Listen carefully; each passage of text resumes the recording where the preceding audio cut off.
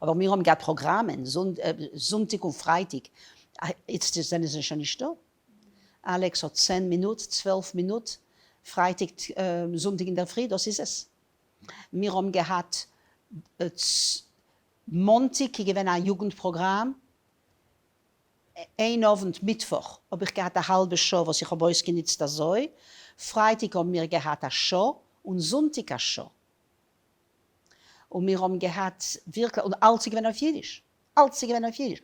Äußer, wir haben da gehabt Jan Karski. Aber ich habe mir aufgebracht, und ich habe mir der Reinführer gewinnt auf Jiddisch. Hat gerät auf Englisch verständlich.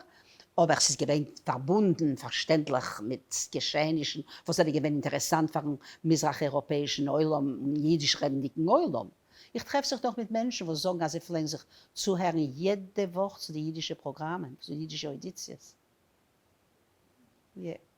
Und wir haben gehabt wunderbare, ich bin geworden, die Anführung von dem Radio. Ich gewinne, auf dem Radio, ich gewinne Pigne, ich gewinne der Erste. Hat mich hereingezogen in Radio. Gewinne äußergewöhnlich in Gefinnen Keuches. Und hat mich hereingezogen in Radio. Und sie gewinnt Jascha Scher hat Anteil genommen. Und seine Programme sind alle gewinnt wunderbar. Avron Zickert, wo sie gewinnt euch ein Stück Poet. Aber seine Programme sind gewinnt sehr intelligent und interessant. Und alles so prächtig in Jiddisch. Und wir haben gehabt, wir pflegen haben Korrespondenten von Ausland. Ich pflege rekordieren Avrom Verses von Jerusalem, was gewinnt ausgezeichnet, euch a Wilner.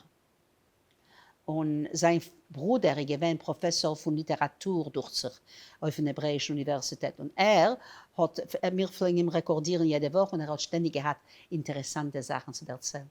Sie gewinnen wunderbare Jahre in Radio.